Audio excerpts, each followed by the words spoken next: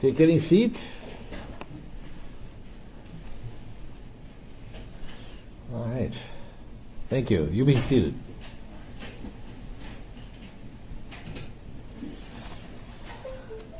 And I'm going to take this off so you can hear me for this part. Well, first of all, can you all hear me? Give me a thumbs up if you can hear me. Okay. Well, good afternoon. My name is Pete Cahill, and I am one of the judges of the District Court. And you have been summoned as potential jurors in the case of State of Minnesota versus Derek Chauvin, which is a criminal case related to the death of George Floyd on May 25th, 2020. A person charged with a crime has a right to a fair trial before an impartial judge and an impartial jury. In order to make sure the jurors who are selected are impartial, the law provides that the court and the attorneys for the parties may ask questions to all the prospective jurors, which must be answered under oath. And first of all, thank you for filling out and sending back the questionnaire that was mailed to you. Your contribution to the important and serious matter at hand is best served by continuing to provide us with full and complete answers to the questions that you're going to be asked today. These questions will follow up on issues from the questionnaire and possibly other topics. After the questioning is over, the attorneys will have the right to excuse some of you from service on this jury, and I may excuse others of you for what is called cause. In either case, it does not mean that you are not a fair person, and you should not take offense in being excused. Also, I ask that you not take any offense at any question that might be asked. We must pry, to some extent, in order to explore opinions you might hold and hear about experiences that you've had that might affect your ability to serve in this case. The defendant, Mr. Chauvin, has been charged with murder in the second degree and manslaughter in the second degree. Now, during the normal course of a trial, charges may be added or subtracted, but those are the charges as it stands. To these charges, the defendant has entered a plea of not guilty, which is a denial of each and every material allegation in the charges. I'm now going to have the participants introduce themselves and then ask you if you have any friendship or acquaintanceship with them, starting with the state. Mr. Slisher. Thank you, Your Honor. Good afternoon. My name is Steve Slisher, representing the state of Minnesota. My name is Christina Marinakis, and I'm assisting with the prosecution. Hello, my name is Keith Ellison, and I represent the state of Minnesota. Good afternoon. Erin Eldridge for the state of Minnesota. And Mr. Nelson. Good afternoon. My name is Eric Nelson, and assisted by Amy Voss. Together we represent Derek Chauvin, the defendant in this case. Thank you. Is anybody on the panel familiar with any of these people? An acquaintance, friendship? All right. Seeing no hands. In addition to the attorneys in the courtroom, other attorneys might make an appearance during this trial, specifically for the Attorney General's office. And so I'd like to know if you know any of these names. Assistant Attorney General Matthew Frank, Jerry Blackwell, or anyone else who works for the Office of the Minnesota Attorney General. Any acquaintances or relationships? Okay, thank you. Seeing no hands. Does anybody know anyone in Mr. Nelson's firm, his law firm, or had any dealings with his office? Okay. Do you recognize anybody in this courtroom? And not recognize, but do you have a relationship with an acquaintance or a friendship, anything like that, or working relationship? All right, no hands. Now, you've been given a list of potential witnesses. Please review it before you get questioned individually. You'll be asked if you know anyone on the list. Now, one of the things the attorneys may not do in jury selection is to instruct you on the law. But I do want you to be aware of some of the basic concepts that apply in all criminal cases so that you may keep them in mind as you answer the court's and the attorney's questions. So I will instruct you as follows. First, the charges against the defendant are not evidence, and they create no inference of guilt. No member of the jury should in any way permit himself or herself to be prejudiced against the defendant because a charge has been made against him or because he has been placed on trial. The defendant is presumed innocent of the charges made against him, and in order for you to find the defendant guilty, the state must prove guilt beyond a reasonable doubt. The defendant does not have to prove his innocence. The presumption of innocence remains with the defendant throughout the trial unless and until he has been proven guilty beyond a reasonable doubt according to the law and the evidence admitted at trial. Proof beyond a reasonable doubt is such proof as ordinarily prudent men and women would act upon in their most important affairs. A reasonable doubt is a doubt based upon reason and common sense. It does not mean a fanciful or capricious doubt, nor does it mean beyond all possibility of doubt. If you serve on this jury, you and your fellow jurors will be the sole judges of whether a witness is to be believed and of the weight to be given a witness's testimony. There are no hard and fast rules to guide you in this respect. In determining believability and weight of testimony, jurors may take into consideration the witness's interest or lack of interest in the outcome of the case, relationship to the parties, the ability and opportunity to know, remember, and relate the facts, their manner, their age and experience, their frankness and sincerity or the lack thereof, the reasonableness or the unreasonableness of their testimony in light of all the other evidence in the case, and any other factors that bear on believability and weight. If on this jury, you should rely in the last analysis upon your own experience, good judgment, and common sense. There are things you should not do during jury selection. You are not investigators. You are not to go out and do any looking, and you are not to ask people about this matter. You are not to use the internet to look for information about this case or about the law. Above all, you must not talk to anyone who is involved in the case, the lawyers, the witnesses, or spectators. Do not be offended if the attorneys, parties, or witnesses do not speak to you. They know it would be improper to contact you except through the normal jury selection process, and they will confine themselves on most occasions to a brief greeting. During the selection process, your family and friends will be curious as to what you're doing, and you should tell them that you're on a panel of potential jurors for a criminal case, and that is all you should tell them.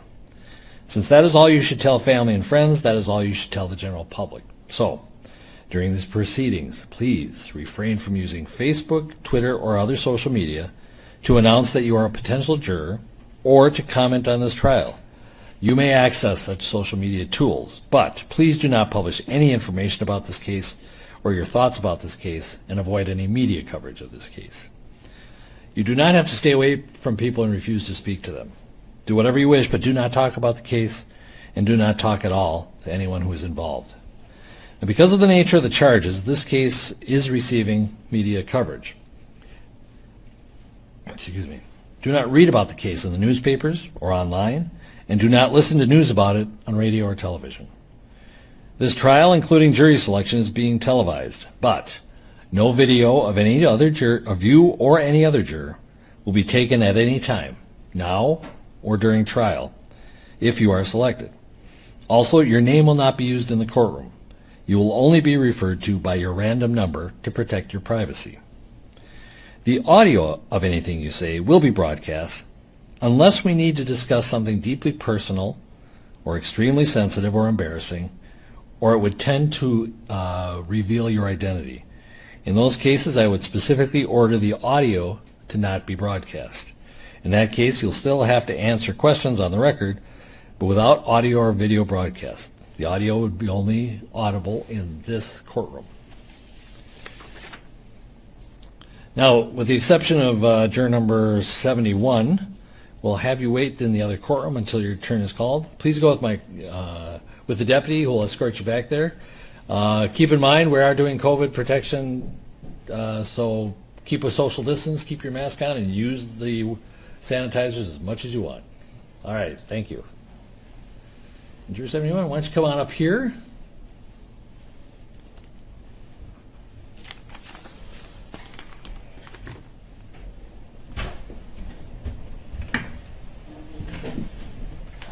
Good afternoon. You are juror 71, is that correct? Correct. All right. All right, my computer just went dark.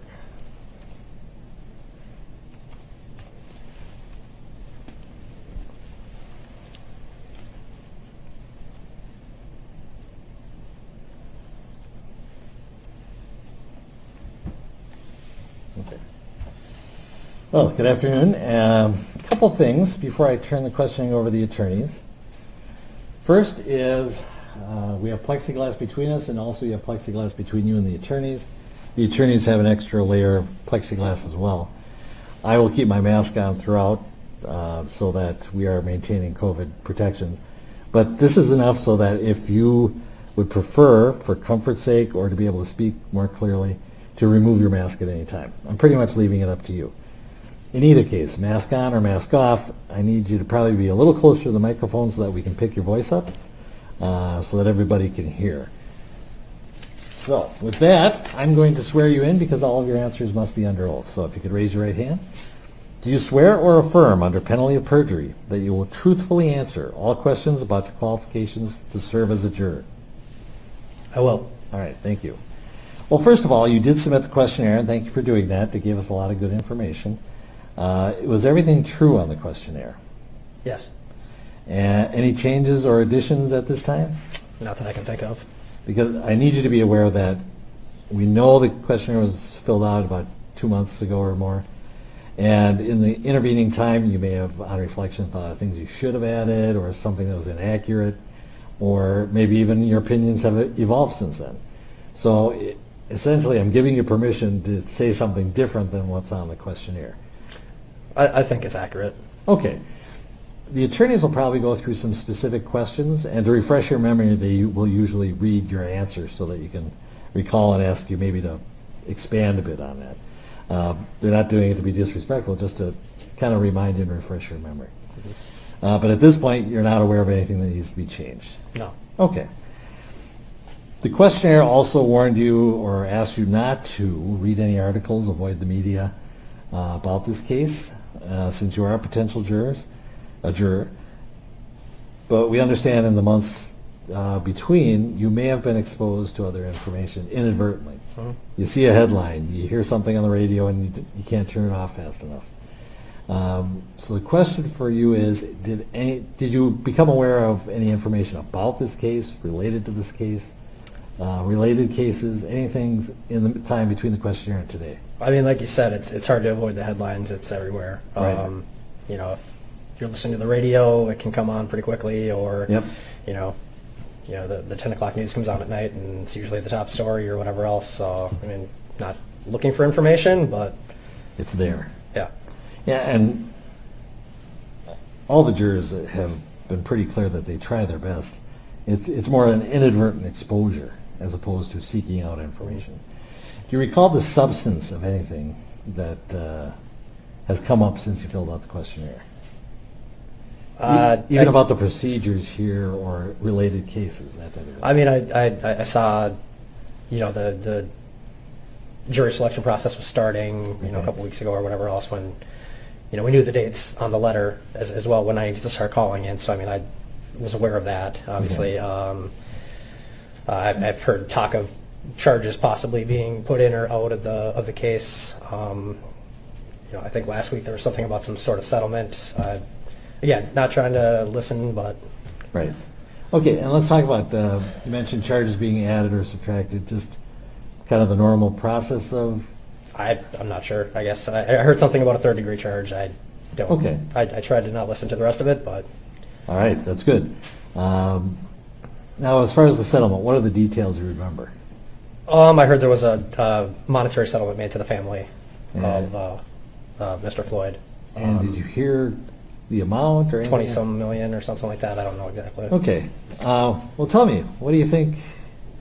Do you think that prevents you from being a juror in this case? Or should prevent you from being a juror? I don't know if that's for me to decide. Well, how did it affect your perception of the case, of being a juror? Probably very little. Okay. Specifically, the defendant is presumed innocent, like I just read. Do you think that would impact your decision on being able to presume someone innocent? Some kind of settlement in a civil case? I don't think those two are really related, I guess. Okay. Well, civil case, different parties, different laws, even different issues. Mhm. Would you agree with that? Yeah, to an extent, yeah. Okay. Do you think it'll have any impact? Kind of, if you are the balance and you are, impartial, so not tilting either way. Do you feel that may have pushed you one way or the other? Probably not that information in particular, I guess. Okay. Any specific information that might push you one way or the other? Nothing since the questionnaire, nothing. Okay. Nothing since I filled that out, no. Okay, and the attorneys will probably talk to you about maybe some opinions in the questionnaire that might move you one way or the other. And so I'm going to let them talk about that. Getting back to more mundane issues, did you recognize any witnesses who were on the list? No, I did not. All right.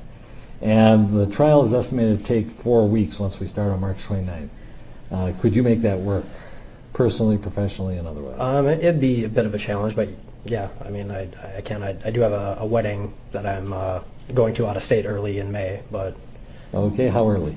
the first Saturday, the 8th of May. All right. We'll keep that in mind as well. Okay, I'm going to turn over the attorneys, but first let me say a couple things. You've done really good about not talking over. It's very important we have a good record so the court reporter can take everything down, that we not talk over each other. And the lawyers and I are the worst offenders. You seem to have already gotten that habit of just waiting till the end of the question and then answering, so kudos for that. That's the way we want it. The other thing is, when you're answering questions, is clearly you're sworn to tell the truth. Keep in mind that we are looking for honest answers, not the answers you think are socially desirable or what we want to hear. Because what we want to hear is your true feelings and true thoughts, and there's no failure as a juror except if you were to not tell the truth. Okay? So whatever your opinion is, we'll accept it as long as it's from the heart. Okay? Okay. With that, I'm going to turn it over to Mr. Nelson as to... You may.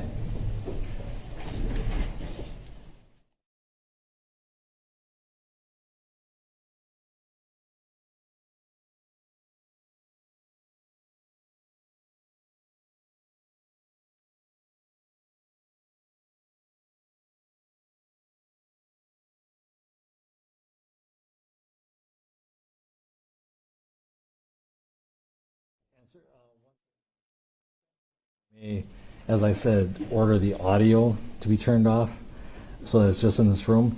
I think Mr. Nelson's going to ask you some other questions first, but at an appropriate time. And if we run past it and you think it's time for a more private conversation, let us know. But I think Mr. Nelson kind of knows what he's going to ask for that. Okay? Okay. All right. Good afternoon, sir. Good afternoon. Thank you for being here. Thank you for your patience so far today. I'm going to ask you just a series of kind of general questions and then to get to know you a little bit better, and then we'll move into some of your specific responses on the questionnaire, if that's okay. And again, as the judge indicated, we understand that this was filled out quite some time ago. I'll probably read you your responses and we can go from there, okay? No one's trying to trick you. Sound good? Okay. All right. One thing I would ask is, just because my ears are a little bad and want to make sure I can hear you, okay? Sure. Thanks. So let's assume you and I met in some other circumstance, a social event, a party, whatever, and we have our first conversation. What are a couple things I learn about you as I walk away from that conversation? I'm a fun guy to be around, and very driven, involved in my career, love my family, like most people, I would assume. Very involved with my family. I've got a couple of young kids, so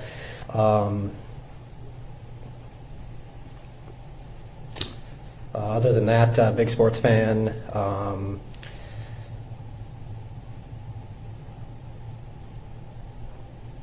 I think you talked quite a bit about your kids and in the questionnaire. Yes. They're younger, and you had expressed some concerns about being away from them if you were to be sequestered in this trial. Yeah, I mean, if it's going to be any sort of lengthy period of time, yeah, it's the big concern I have, yeah. Okay. But I assume you've had a conversation about that with your Yes. spouse? Okay. And you can make that work should that come up? Yeah, it's going to, be a bit of a strain on her, and, we might have to have some support from, like, her mother, but, yeah. Okay. And I, again, we'll chat about some of those things when we get to your questionnaire. So when you received the questionnaire and you learned that you were a prospective juror in this case, what was your initial reaction? Wow. All right. Never been called for any sort of jury duty before, so it's just kind of, I won't say shocked, but surprised, like, wow, I was picked. And ultimately, when you came down, did you have, well, let me ask you, did you have concerns about like your personal safety, or did you have concerns about COVID-19, anything like that? Upon opening the letter? Yeah, upon learning that you would be a juror in this case. I mean, some concerns about my family's safety. I mean, I think this is, it's obviously a very publicized case, and there's, going to be a lot of people with an opinion one way or another on either side of whatever verdict. Would those people want to do harm to my family? I'd sure hope not, but, I mean, yeah, it's in the back of my mind somewhere. Okay. When you came to the government center this afternoon and kind of saw the fortification that's been erected, did that help alleviate some of those concerns? I mean, I don't know that those were ever my concerns about coming in and out of the building and things like that. It's more, would I need to be worried about my kids or my wife or my family at all, after this is all said and done, and, people find out, who was on the jury, and, whoever might have a motive to do something to somebody involved in it. I guess that would be my only real concern. Okay. And obviously you're not the first person that has expressed similar concerns. Can you set those aside, those concerns aside, and focus your attention on the evidence in this case? Yeah, I mean, like I said, it's going to be in the back of my head somewhere, but... Okay. When you learned this afternoon that we are doing everything we can to protect your anonymity, did that alleviate some of those concerns? It makes me feel better. Yeah, I mean, I think it's important to, anybody that's going to be in this position to, not be in the public crosshair, so to speak. Sure. And if at some point your name were to be released publicly, how would that make you feel? It makes me feel a little uncomfortable. Okay. Can you think of a circumstance in your life where you've been called upon to resolve a conflict between two people? Yes. And how do you approach that situation? Generally, I want to talk to both people individually, get their version of whatever conflict or whatever had happened, and try to ask questions to both sides and really understand, what the problem is, and then, depending on what that is, maybe bring the two sides together, or try to help talk through with each person individually, I guess, depending on whatever situation it is. Okay. So as what I hear you saying is listen to both sides of the story, right? Yeah. What about talking to other third parties who may have seen Yeah, it? definitely might be necessary. Okay. And what about looking for other information that may help resolve the conflict, other than just persons?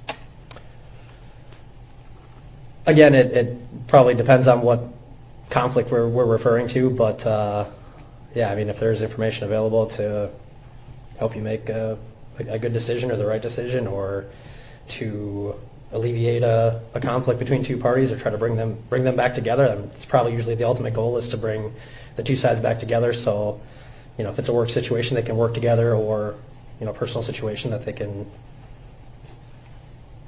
be cordial to one another. Okay. Now, ultimately, you understand that your role as a juror is to resolve a conflict, right? Sure. And conflict in a broader sense in terms of the state of Minnesota and Mr. Chauvin, but also if you were a juror, you're one of 12 voices, and conflicts may emerge in the deliberation. Do you understand that? Sure. So, I mean, I know you've never been in this circumstance before, but how would you anticipate kind of dealing with that second problem, conflict within the jury deliberation room? I think it's similar. You need to understand what the conflict is. Why do people feel the way they do? Okay. Can you think of a circumstance in your life where you've been asked to decide if someone is telling the truth or not? I know it's a kind of a... I mean, I guess. I don't know if that really ends up being the determinant. Like, if I'm thinking of a work situation, that's probably not going to determine anything one way or another if that person is being 100% truthful. But yeah, I mean, I think that's part of any fact-finding mission, or if you're going to, hear two sides of a story, well, I mean, there's always an opportunity that somebody might be being, less than truthful, and, kind of having that, just drawing on other experiences and knowledge of the situation and things like that to, form your opinion if you think something is not true. Okay. Can you think of a situation in your life where you've been 100% certain you're right and you later learn that you're wrong? Yeah. Okay. How do you deal with that? Generally just gonna own that, hey, I was wrong. Okay. Hopefully I didn't say anything too harsh that I need to say I'm sorry for, but yeah, I mean, I can't think of any adult that hasn't thought that they were right about something and, found out that they were wrong, so. Are you the type of person who's willing to re-examine his opinion? Sure, I mean, if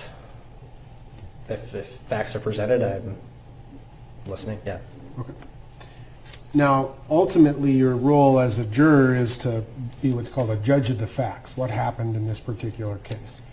And at the end of the case, the judge is going to read you the law that applies to this case. And you have to kind of apply the facts of the law, okay?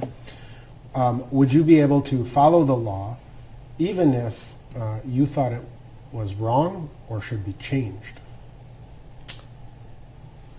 Yeah, I mean, the law's the law, right? Right. We all have to follow it. Okay. Now, I want to ask you a few questions kind of about your questionnaire. Again, I'll refresh your recollection based on some of your answers. Before I do that, I mean, do you think that you're the type of person who can look at the evidence that's presented in court and make a decision based on the evidence in court? I believe so. Okay. Do you think you can, or just that you would try, or? Yeah, I mean, if I'm put in a seat, I would do my best to follow what I'm being asked to do. Okay, fair enough.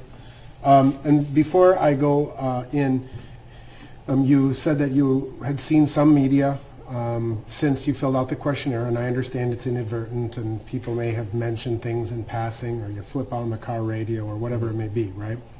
And one of the things was the settlement, right? You heard about that? I did, yeah. And you would say it has no bearing or impact on you in terms of your analysis of this case? I would have fully expected that to be a part of this regardless of anything. Why would you have fully expected that? Just things that I've come to see over the course of my life. If if one entity or one company or one department, whatever you want to call it, is, I guess viewed as being responsible for something happening to either someone else or another company or whatever that might be, that there's generally some sort of monetary settlement to make people feel whole. Okay.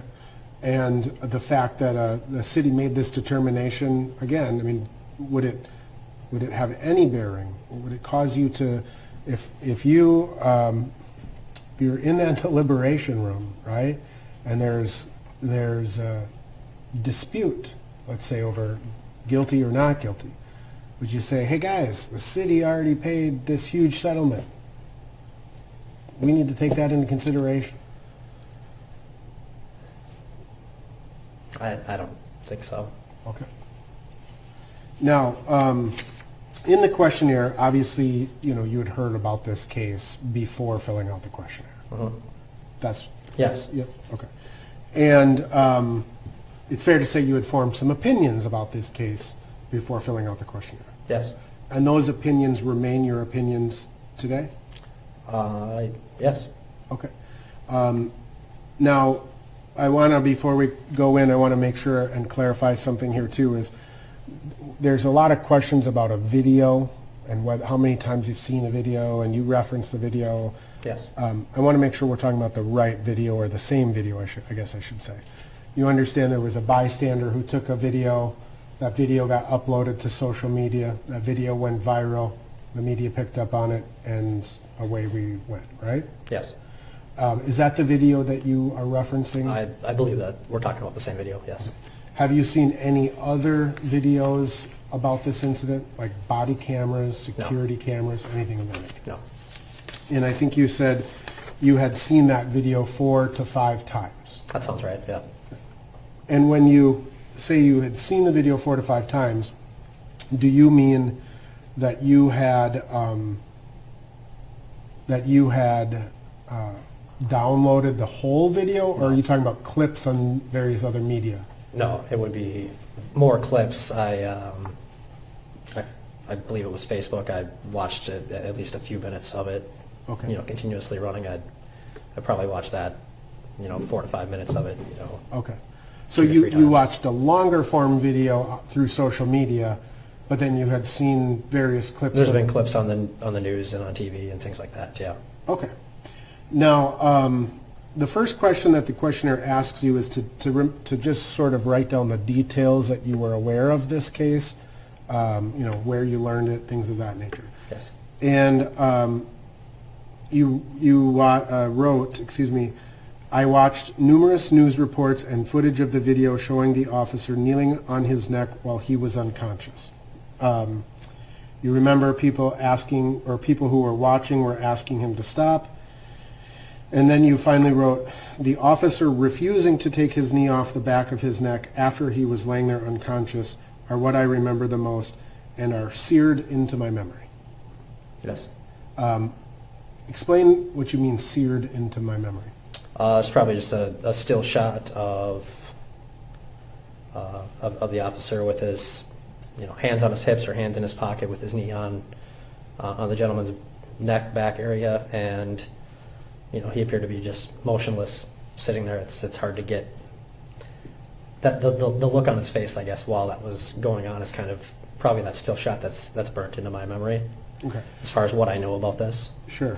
And when you say, seared in my memory, Yeah. do you think that has a negative or a positive connotation? I think when you read it, it's probably a negative connotation. I'm sorry? I said if I was sitting in your chair, I would probably take that as a negative connotation. Absolutely. Okay. I'm asking you about your opinion, right? I think that word does have some feeling behind it. Yes. Okay. You were asked about your perceptions of both Mr. Floyd as well as Mr. Chauvin. Do you remember those questions generally? I remember there being questions about it. My exact answers, Okay. not certain. So you were asked, from what you've seen, read, or heard, do you have a general impression of the defendant? And you were given some choices, and you checked the box very negative. And then what you wrote about why you felt that way, you wrote, there were protests in the city of Minneapolis causing enormous amount of damage after those events, leading to civil unrest around the country. I feel Officer Chauvin in particular took this man's life. The video shows what it shows. Right? Do you still agree with that statement? I mean, yes. If you're asking, Yeah, yeah. That's I want to just tell you, sir, you are entitled to your opinion, right? And that's what we're asking you, is be honest about your Yeah. opinion, right? And if you can be honest about your opinion, that will help us determine whether you can be a fair and impartial juror in this case. Do you understand that? yes. So I'm not questioning your right to have an opinion, and even if that opinion is negative.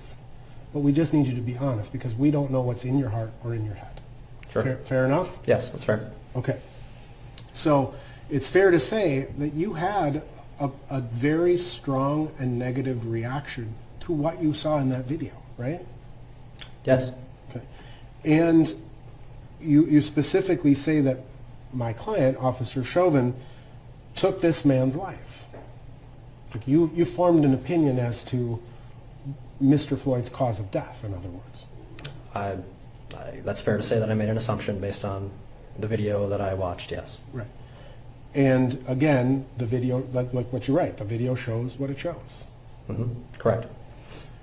Now, you were asked a question about your impression of Mr. Floyd, and you said that it was somewhat negative.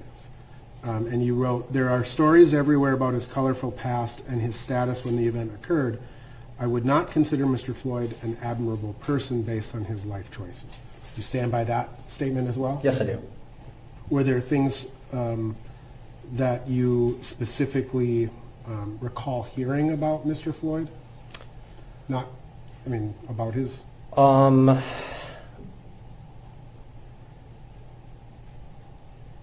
I guess I've heard about, drug use, trying to pass this fake bill that kind of, started all the conflict. I don't know if I heard this hearsay. I don't believe I actually read anything that said this, but I heard that he had some sort of domestic altercation where he abused a female, which I guess doesn't sit well with me. Okay. So, again, you understand that you would be hearing evidence in the courtroom, right? Yes. And if some of that evidence didn't come in, can you set aside what you'd heard before and judge the case based on what you've heard? I can do my absolute best. Now, there is a question that asks, have you ever talked about George Floyd's death with your family, friends, or coworkers, discussed it online, for example, social media? You checked the box yes. And you wrote, my only real feeling is that I think it is unacceptable for one man to choke out another man and continue to do so once he is laying motionless and unconscious on the ground. Yes, I wrote that. And again, not questioning your perception, your belief, your perception, again, you're entitled to it. Right? The question is, you formed very, very strong opinions, right, about Mr. Chauvin, about Mr. Floyd, about what happened, right? And so if you've made a determination in your mind already about what happened, do you think you can just set that all aside and be a fair and impartial juror in this case? I mean, if I'm put in the spot, I would try my absolute best to do so. Yeah, I mean, you're calling it out on the front side that, I do have a preformed opinion, yeah. Right. And we just need you, again, right or wrong, just be honest, right? Yep. Okay. Because throughout your questionnaire, it's fair to say you kind of made several references to not being able to kind of unsee that video. Yes, And that's true. under our principles of law, as the judge just explained them to you, and in this questionnaire, Mr. Chauvin is presumed innocent. Do you understand that? Yes. And it's fair to say that you formed an opinion about whether he's guilty or not guilty at this point, right? Yeah. And that's based on what you've seen and heard and read and all of that. And so I think in the questionnaire, when you're ultimately asked, could you presume Mr. Chauvin innocent, you wrote, no. But human nature can lead you to presume one thing or another based on the information you have. Right? Do you Correct. Yeah, I wrote that. So, can you apply the presumption of innocence based on your prior opinions?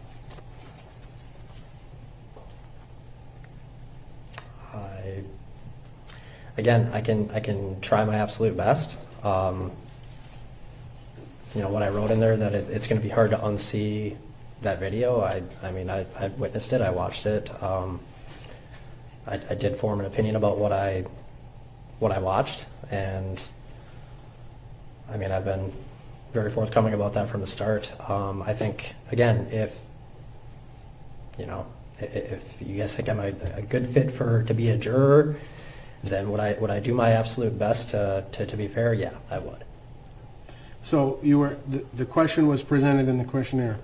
No matter what you have heard or seen about this case, and no matter what opinions you might have formed, can you put all of that aside and decide this case only on the evidence you receive in court, follow the law, and decide the case in a fair and impartial manner? And you wrote yes, but there is no unseeing the video footage of the incident. I am not sure how watching it in a courtroom setting versus in my home would change my feelings about what I am watching with my own eyes. Yes. Again, sir, you are entitled to your opinion. Yes. And you're not the first person to have a strong opinion in this case, right? And I know you say you can try to be a fair and impartial juror, but we can't have it be I can try, because everybody comes in and says they can try. The question is, can you? Yes or no? Yes, I mean, if I'm selected, I would try to come in with as much of a clean slate as humanly possible and listen from the start. Pardon? I just want to clarify some of your answers. Mr. Nelson just read the answer about yes, you can decide the case in a fair and impartial manner. Yes, but there's no one seeing the video footage. Couple things, my observations from where I'm at. I think the answer is not really. But I want to make maybe true. Yeah. I want to make one thing real clear. That's not a cut. People have come into this case with varying levels of knowledge about the case. One juror came in and thought Mr. Floyd had been shot. So I think a function of it, it's not intelligence or anything like that, that whether you can be fair and impartial, it's not a lack of effort. It's more, sometimes it's just your exposure to the case, talking to friends, forming opinions, the strength of those opinions. And as you say, for some people, they can say, yeah, I can put it aside. Other people say, it's seared in my memory, and I don't see how it would really make a difference. But I don't want to put words in your mouth. And I don't want you to think that if the answer is not really, that that's an insult by any means. It's just, it's a fact or it's not. Which do you think is the more likely answer? Is it yes or not really to being fair and impartial? And again, I mean, with 100% honesty, yeah, I mean, I would have to overcome that opinion coming into the situation. sure. And can you? Or more importantly, will you?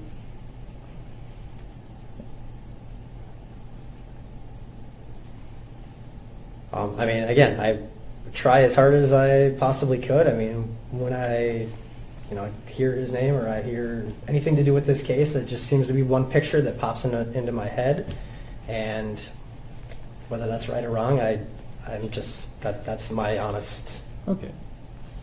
You have any further questions? No, Your Honor. State, have any questions? Yes. Mr. Slisher? Can we make it? As to this issue, Your Honor? As to this issue? Yes, as to this issue. Sure, we can go on sidebar. We'll get right back to you. Hold on.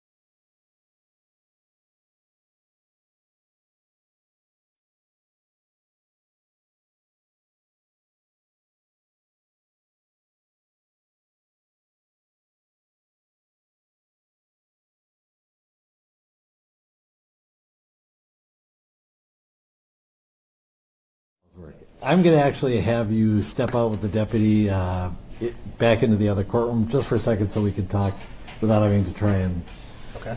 have this thing whining in our ears.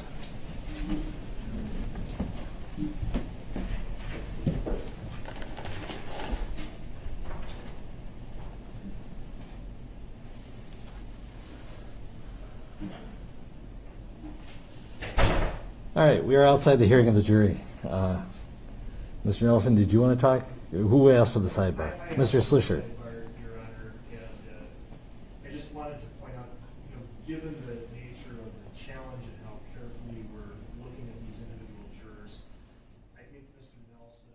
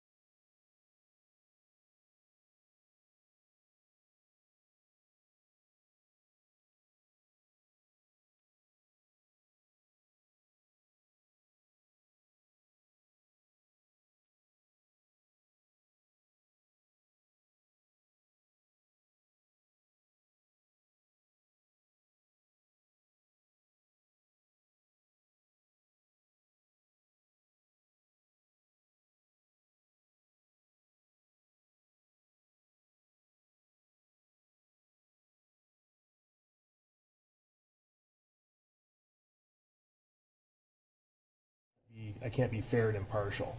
That really isn't the question at all. There are two parts to this, right? There's what happened, and then there's what happened means. And on that, this juror was unequivocal when he said, the law is the law, I'm going to follow the law. And so in this instance, the juror stated that he saw, really out of context, a segment of a video which was disturbing. And I think that, most people would find it such, right? It's a disturbing thing to see. But the question isn't whether it's disturbing, and the question isn't whether you're going to be able to unsee it. The question is whether, if the judge instructs you, based on his instructions, you find that what you saw, that what you thought was disturbing, was actually justified under the situation because it was an authorized use of force, would you follow the law? Right? I mean, of course, if someone saw a video of a shooting, they would probably find that pretty disturbing and pretty outrageous. Of course they would. But of course, as the judge as you know, officers can, in the proper circumstances, shoot someone, kill someone, strike someone, restrain someone. They can. So the question isn't whether, when you see some conduct, whether you can forget it. The question is whether, under these circumstances, if the judge instructed you that the elements of the offense are thus, and you found that what you saw doesn't add up to a crime, would you be able to do that? And he clearly said that he would. He's not going to be able to unsee what he saw. Nobody can. He said he would try, and we're back into the I'll try. And if you think I'm the best, that delegation to us, if you think I'm good enough, I'll try. And it's just, that's not good enough. He was pretty affirmative, I think, before we got to the third or fourth time he's asked the same question. I mean, I think that he was. And I guess what I'm saying is that the laying out of the conduct that everybody finds outrageous, and looking at that, saying, well, gosh, do you think he's guilty based on that?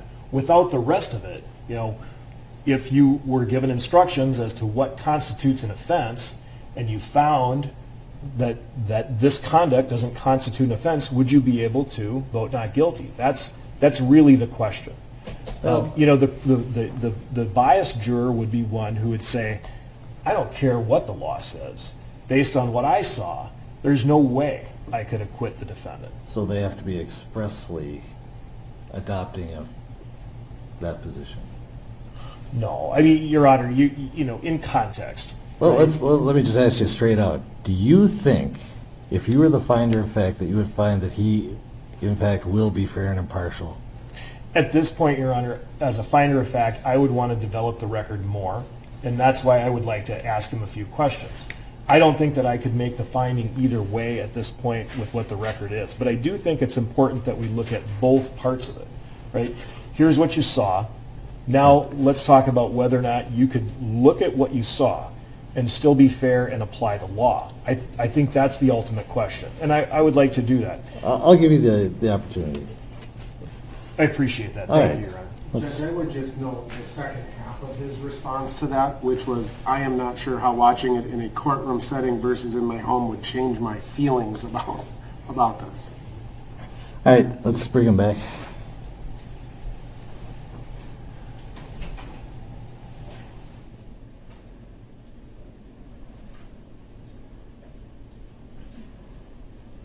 Should I just go back up there, Judge?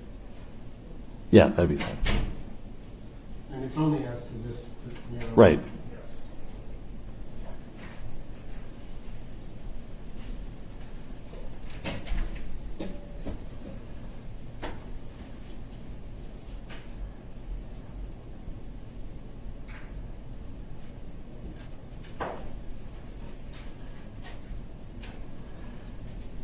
Okay. Yeah, we have you walk a prescribed route so that you don't get on the camera. All right, Mr. Slisher's going to ask you a few questions. Thank you, Your Honor.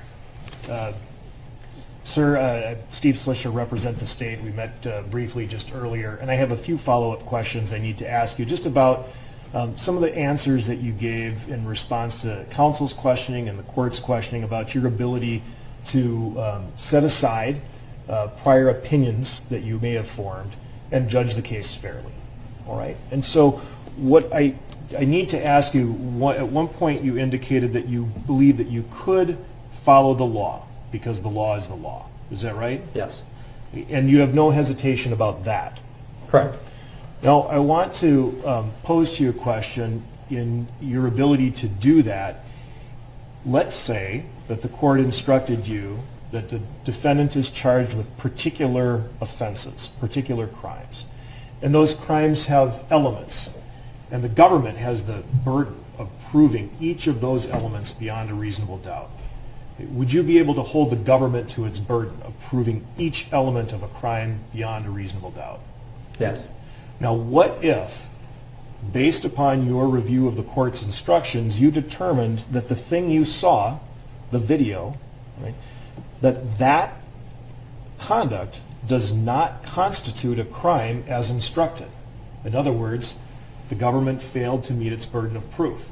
Even if, assuming what you saw was introduced as evidence, that in and of itself, that is not a crime, would you be able to return a verdict of not guilty, or do you find the conduct such that you would just be unable to follow the judge's instructions? Again, if I'm put in this situation, I'm going to do everything that I can be to be fair and listen to everything that's presented in front of me, and try to put aside any personal opinions that I have formed to this point. And so on that question, and this is really important because the state has an interest here, and the state also has an interest in making sure the defendant has a fair trial, right? And so when you say you try your best, say if you were flying a plane, if you were a pilot, and I was about to hop on the plane, and I said, "Is this plane going to land in Phoenix safely?" And you said, "Well, I'll try my best." You could see that I might want to go back to the Sky Lounge and wait for somebody else, right? Sure. So, I need to ask you, more than try, would you be able to, if after reviewing the judge's instructions, it became apparent to you and you believed that what you saw does not add up to a crime, would you be able to find the defendant not guilty? Yes, if I'm put in this situation where you're asking me to be fair and judge and listen to everything in front of me, I would listen to all the facts and do as I'm instructed and arrive at whatever verdict the facts bring us to. And if that verdict was not guilty, would you enter it? Yes. I have no further questions.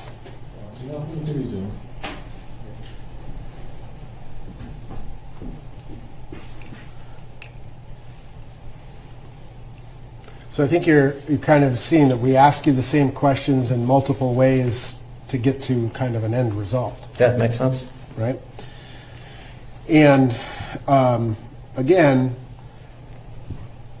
it was pointed out to me that I may have asked you or read you a question wrong, and so I just want to clarify the record here in this regard, not trying to belabor the point.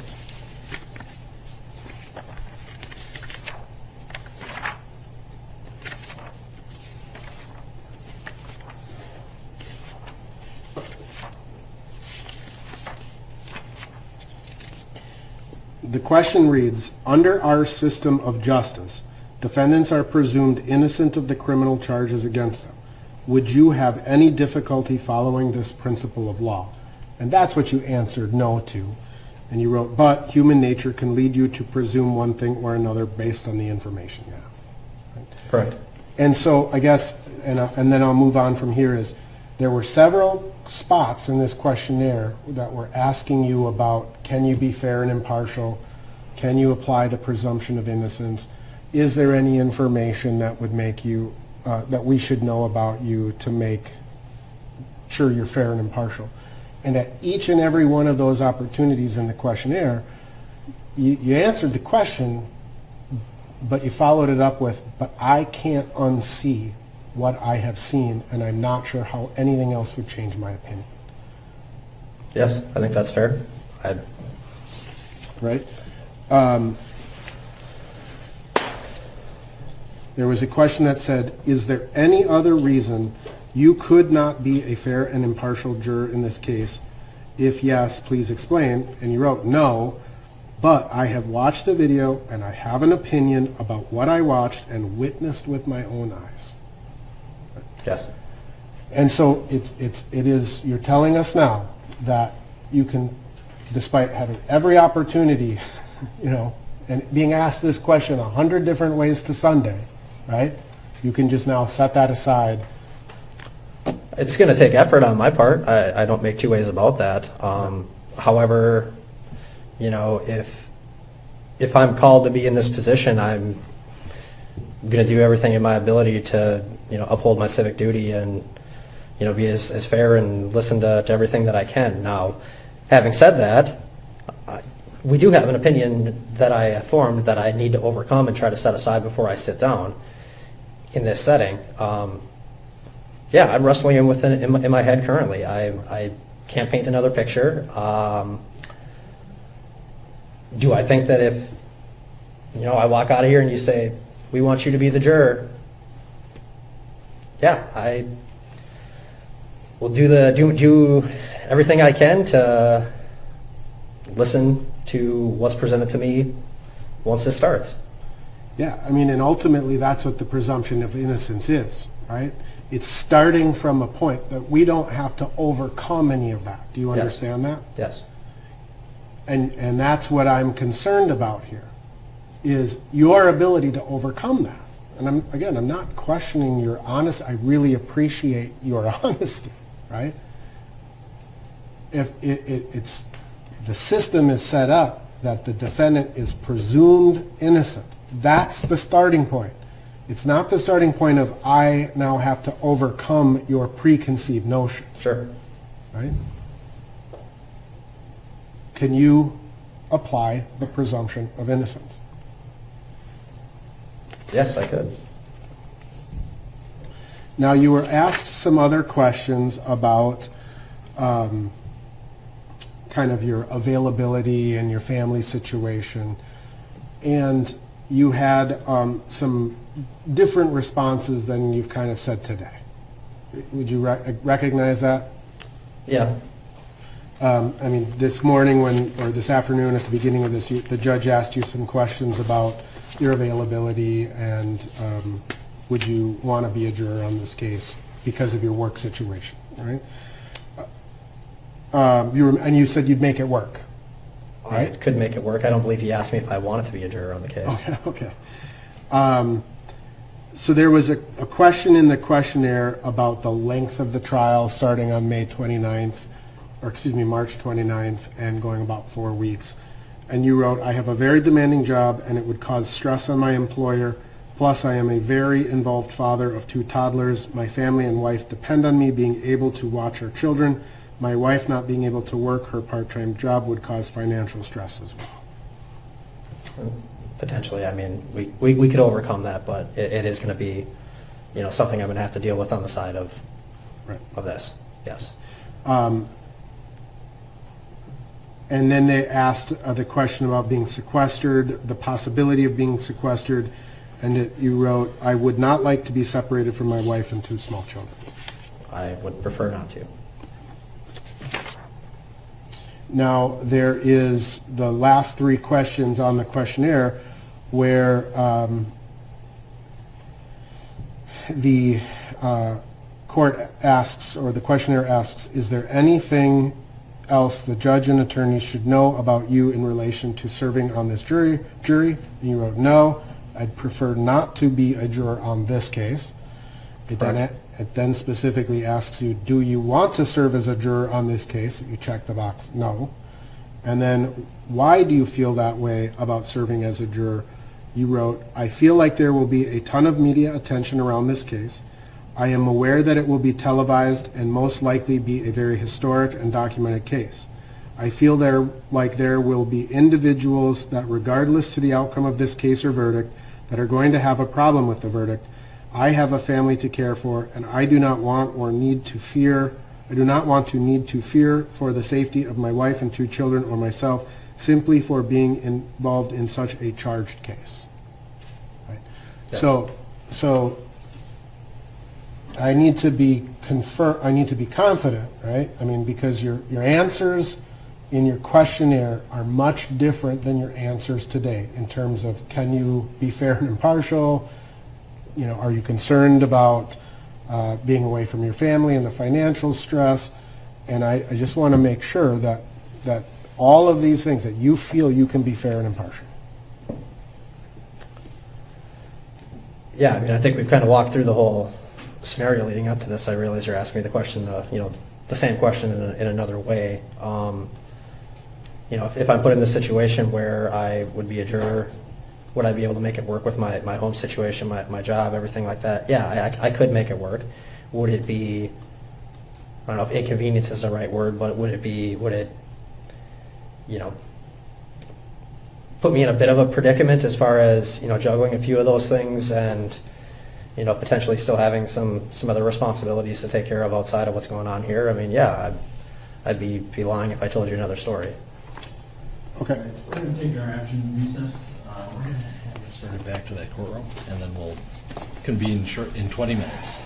I'll expect a motion at that time.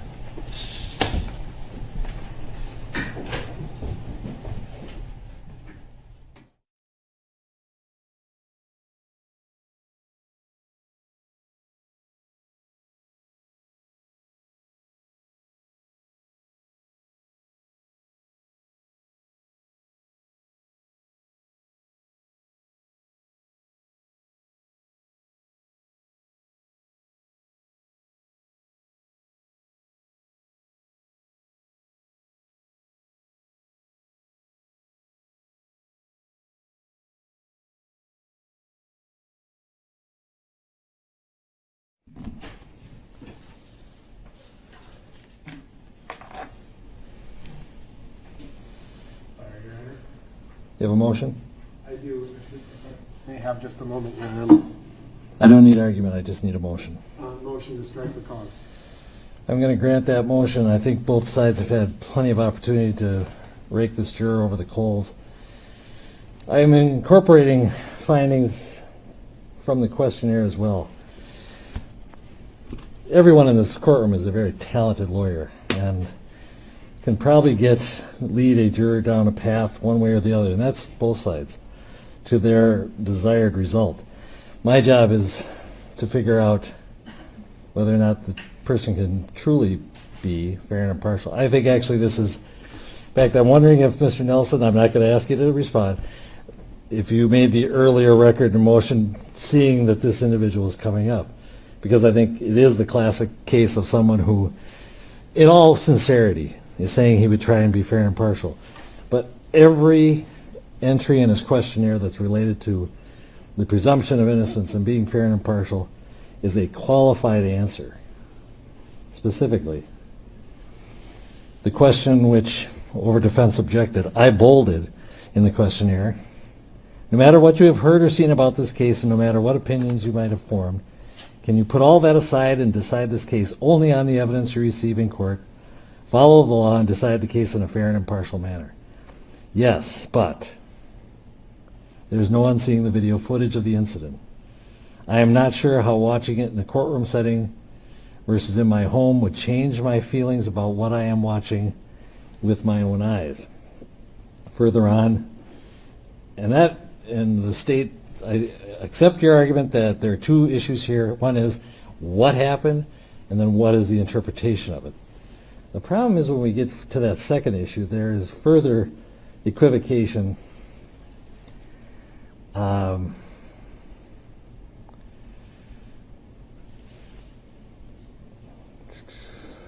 Specifically,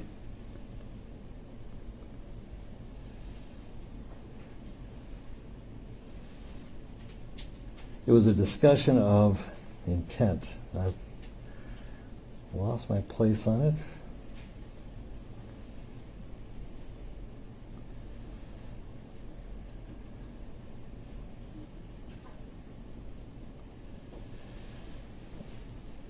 In response to question 6, had talked to family and friends.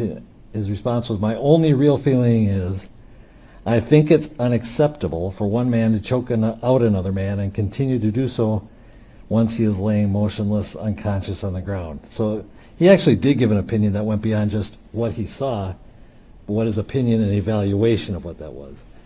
But my biggest concern here is that all the answers on the presumption of innocence and fair and impartial, they're all qualified, and this, I think, is a classic case that Mr. Nelson's talking about. He gives what is ultimately the socially desirable answer, but it's always qualified by, "I'll try."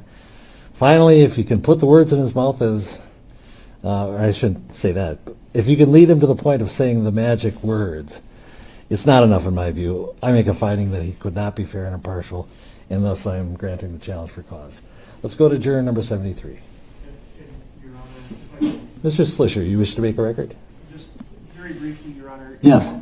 Well, obviously, I disagree with the ultimate decision. Sure. This is clearly within your discretion, and I understand how you got there. I, just on behalf of the state, deeply appreciate you allowing me to further question the juror and be careful here because it is so important. And I Oh, and I have no problem with the state seeking to rehabilitate. So don't feel cautious in asking for that.